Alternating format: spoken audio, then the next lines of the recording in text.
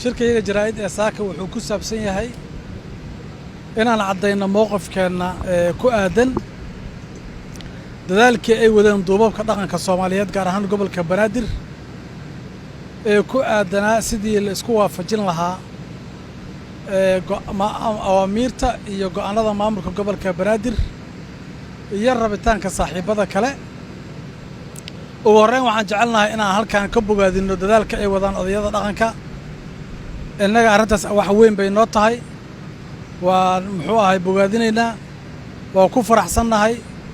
wax muddo dheer la'aa ayay ahayd in la helo odaya u istaaga danaha gobolka Banaadir iyo dadka gobolka Banaadir. muddo dheer yaan runtii arrintaas baahi weyn loo qabay inay hadda odayadu isla qaameen ayadoo aanay qoro gaara furaha ku roginna farxad weyn ay noo tahay. waa soo dhaweynaynaa dadaalka odayadu wadaan. shalay iyo daraad wada hadallayaan odayada yeelanay, waxaan u sharaxnay waxa aan ku salaynay go'aanada aan soo saarnay ee ah magaaladan inaan banaanbax laga samayn karin iyo nuucyada kala duwan ee muxuu ahaa isku imaanshaha haba ugu darnaada taas tan banaanbax ugu darnaato. waxaan u sharaxnay inay sababtu tahay arrin amni. waxaan u sharaxnay in aanay jirin baahi hadda arrintaas loo qabo, oo haddii saaxiibadan ay ku salaynayeen inay tahay arrin ay culays ku saarayaan qabsoomidda doorashada, inay arrintaasi si fiican ku soo dhammaatay. shirkii madasha lagu heshiiyey, madaxweynuhu bogaadiyey, aanay jirin cid maanta arrintaas bannaanka taagan oo ka soo horjeedda. haddii arrintaas la dhammaystiray oo lagu heshiiya annaga nooma muuqan baahi inay jirto ah in laysku soo baxo, waayo waxaad qiyaasi kartaan culayska amni ee jira ee taagan. arrintaas waa arrinta waxaana diyaar u nahay.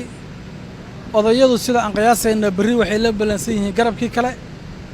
waxaan rabnaa inay u geeyaan fikradda annaga aan qabno, horena aan u sheegnay, oo ku salaysan badqabka dadka gobolka Banaadir. annaga dadka gobolka Banaadir amnigiisa waa nagala qiimo badnaaday wax lagu saleeyo doorasho muddo gaaban soconaysa, qofka alla u qoran uu ku soo bixi doono. sidaas daraaddeed waxaan caddaynaynaa inaan annagu taageersannahay, ku faraxsannahay, bogaadinayno, garab istaagayno odayaasha. odayadu waa odayadeennii. waxaan ku qanacsannahay inay fahamsan yihiin culayska amni ee na haysta, inay fahamsan yihiin in arrintii doorashada laga heshiiyey oo maanta aanay jirin baahidaas. waana garab taagannahay, waana soo dhawaynaynaa, waana ixtiraamaynaa wixii ay naguna soo laabtaan haddii ilaah yidhaahdo. aad iyo aad yaad u mahadsantihiin. waxaan ku darayaa oo aan rabaa inaan sii adkeeyo, sida aad ka warqabtaan doorashadiyaa la galay.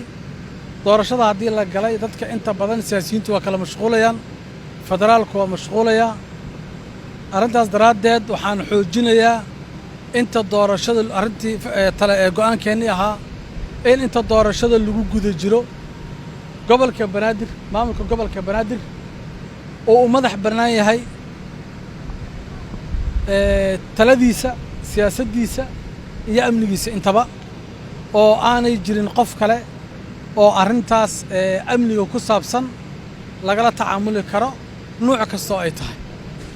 waxaan ola simannahay wasaaradda amniga sida 17 gobol ee Soomaaliyeed oo kale ayaan ola simannahay. haddii waraaqaha wasaaradda amniga aanay Boosaaso ka socon karin, Dhuusamareeb iyo Baydhabo iyo Boosaaso iyo Jowharna ka socon karin, ma jirta sabab culays gaara loo saaro dadka gobolka Banaadir. arrintaas marka waxaan rabaa ayadan inaan sii adkayno. aad iyo aad yaan maaragtay idinkaga mahad celinaynaa, waana mahadsantiin.